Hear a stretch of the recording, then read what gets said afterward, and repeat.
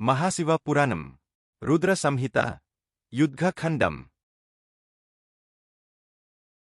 ఒకరోజున శివపార్వతులిద్దరూ వనవిహారం చేసి విశ్రాంతికే ఒక వటవృక్షాన్ని ఆశ్రయించి సరస సల్లాపాలాడుకుంటున్న వేళ పార్వతీ దేవి పగడాల వంటి తన పాని పల్లవాలతో పరిహాసానికే పరమేశ్వరుని కన్నులను మూసింది. తక్షణం జగత్తంతా అంధకార బంధురమైంది. శంభుని స్పర్శ కారణంగా సాంభవి యందు ఒకానొక వికార భావం పుట్టి ఆమె అరచేతి యందు మదజలం ఉద్భవించింది.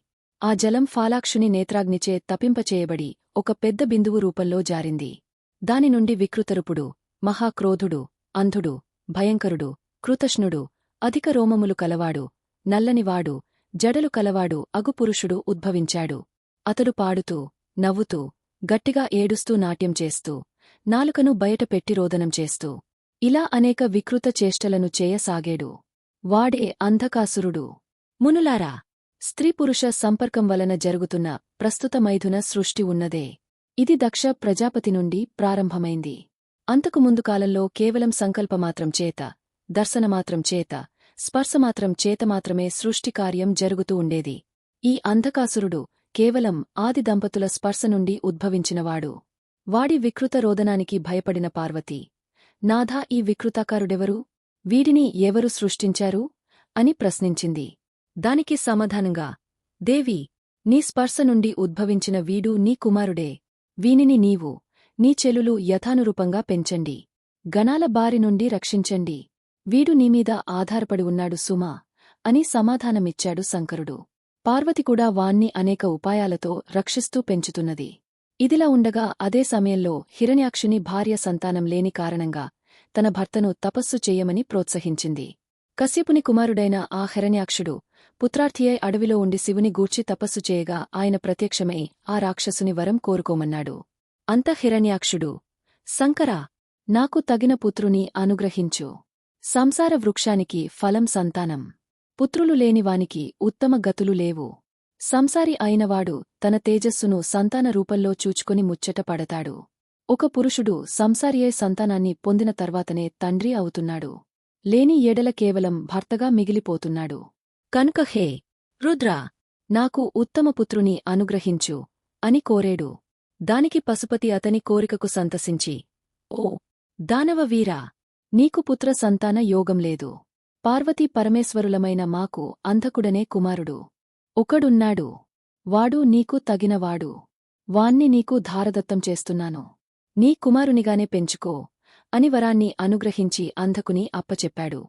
అంధకుని వెంట పెట్టుకుని హిరణ్యాక్షుడు పుత్రగర్వంతో దేవతలందరినీ జయించి ఈ భూమిని రసాతలానికి మోసుకు పోయాడు. తండ్రి కొడుకుల విపరీత చర్యలకు భయకంపితులైన దేవతలు విష్ణువును ప్రార్థింపగా ఆయన సర్వ యజ్ఞాత్మకము, భయంకరము, శ్రేష్ఠము అగు యజ్ఞ వరాహావతారాన్ని ధరించి హిరణ్యాక్షుని తన సుదర్శన చక్రధారలకు ఆహుతిచేసి తన పంటికోరమీద ఈ జంబుద్వీపాన్ని నేరేడు పండువలె నిలపెట్టి పూర్వస్థానంలో ఉంచి అంధకుని రసాతలానికి అధిపతిని చేసి పట్టాభిషేకం చేశాడు. హరి యొక్క అద్భుత చర్యకు సుపర్వులు మహదానంద భరితులై విష్ణువును స్తుతించారు. సకల ప్రాణులు సుఖించాయి. హిరణ్యాక్షుడు అలా విష్ణువు చేతిలో హతుడు కాగా వాని సోదరుడు హిరణ్యకశిపుడు హరిమీద ద్వేషంతో బ్రహ్మను గూర్చి తపస్సు చేసి మరణం లేని వరాన్ని పొంది వరగర్వితుడై బృందారకులను హింసింపసాగాడు. వారంతా హరిని ఆశ్రయించి తమ గోడును వెళ్లబుచ్చుకోగా ఆయన వారికి అభయమిచ్చి పంపించాడు. పంపితాను నృసింహావతారాన్ని ధరించి దానువుని నగరంలోకి ప్రవేశించి రాక్షస గణాలను ఒడిసిపట్టివాడి గోళ్లతో చీల్చివారిని సదమదం చేశాడు. సర్వాన్ని ఆక్రమించి ఆ సింహం రాక్షస సంహారం చేయటం మొదలుపెట్టింది.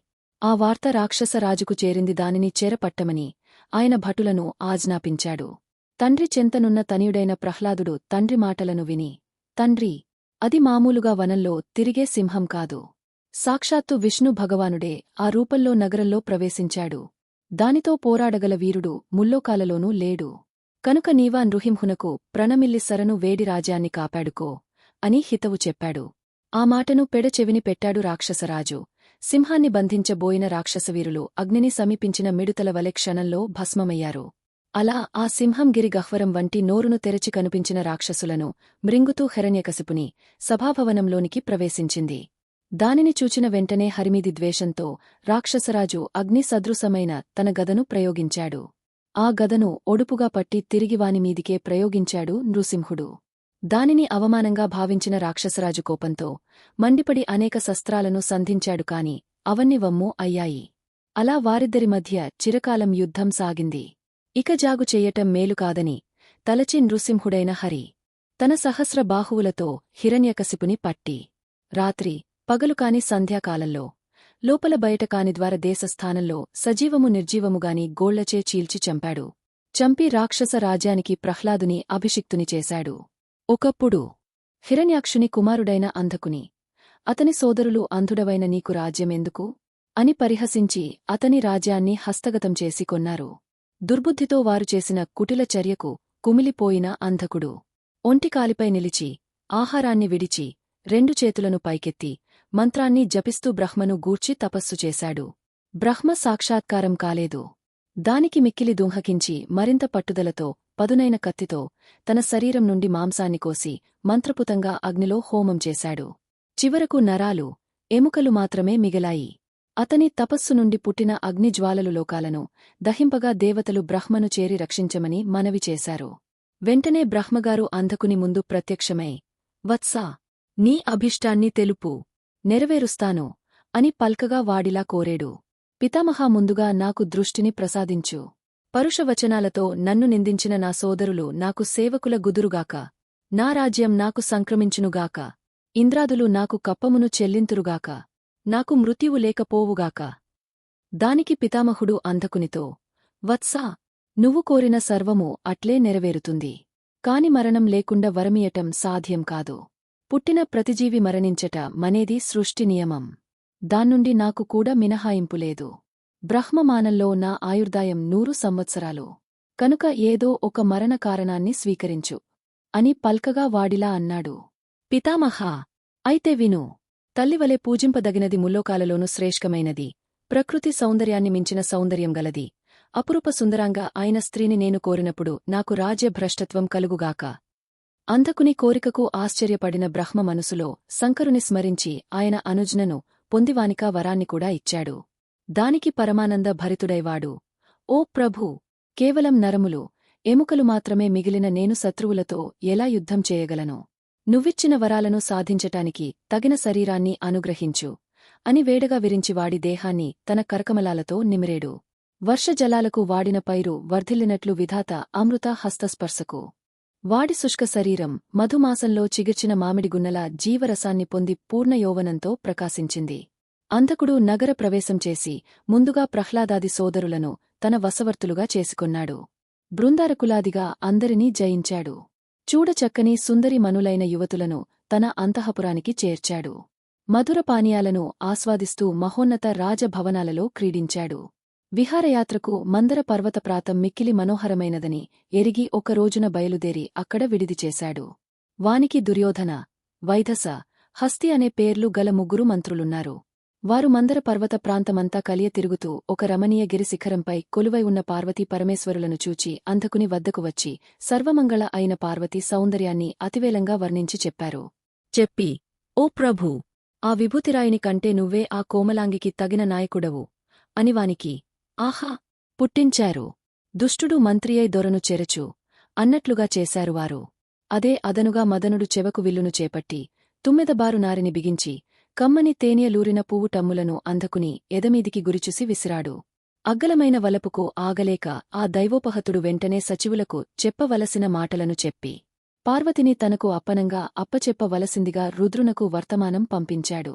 వాడు శంకరుని సముఖంలో నిల్చి అంధకుని మాటలను ఇలా మనవి చేశాడు. ఓ ముని, నా ఏలిక ముల్లోకాలకు ప్రభువు. ఆయన చెప్పి పంపిన సందేశాన్ని విను. పండుకోతి వంటి నీకు మంచి పర్వంలో ఉన్న ఈ పడతి సాంగత్యం తగదు. కాకులు రావిపండ్లు తిని కక్కితే రాతిని చీల్చుకొని రావి చెట్టు మొలుస్తుంది. చివరకు నిర్మాణాన్ని కూలదోస్తుంది. స్త్రీలు కాకుల వంటివారు. పురుషుని మనసు ఎంత వజ్రపంజరం వంటిదైనా స్త్రీలను చేరదిస్తే అది లోహమై, గ్రావమై, శిలయై, దారువై, తరుణ వృక్షమై, ఫలప్రాయమై, పూవై, మకరందమై క్రమంగా పోనుపోను నీళ్లకంటె పల్చెనై జారిపోతుంది. తాపసివైన నీకు ఈమె తోడి పొత్తు తగదు. ఈ మెరుగుబోడిని మా దొరకు అప్పచెప్పు. శ్రేష్టమైన మణిని బంగారంలో పొదిగినప్పుడే గదా దాని శోభ.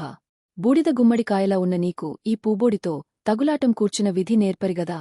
ఈ పల్లవాధరిని మా ప్రభువుకు ఉపాయనంగా సమర్పించకపోతే యుద్ధంలో నీ ప్రాణాలను బలిపెట్టి అయినా సరే ఈమెను చేపట్టి గాంధర్వ వివాహం మా ఏలిక చేసుకొనటం నిశ్చయం ఇలా పలికి విరమించారు సచివులు. తరువాత ఏం జరుగుతుంది అనేది నెక్స్ట్ వీడియోలో చూద్దాం.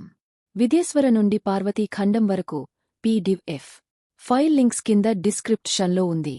మా వీడియో మీకు నచ్చినట్టు అయితే లైక్ చేయండి, షేర్ చేయండి. ముఖ్యంగా సబ్స్క్రైబ్ చేసుకోవడం మరచిపోకండి. మీ సలహాలు సూచనలు ఏమైనా ఉంటే కామెంట్ చేయండి. సోషల్ మీడియాలో ఫాలో అవ్వండి.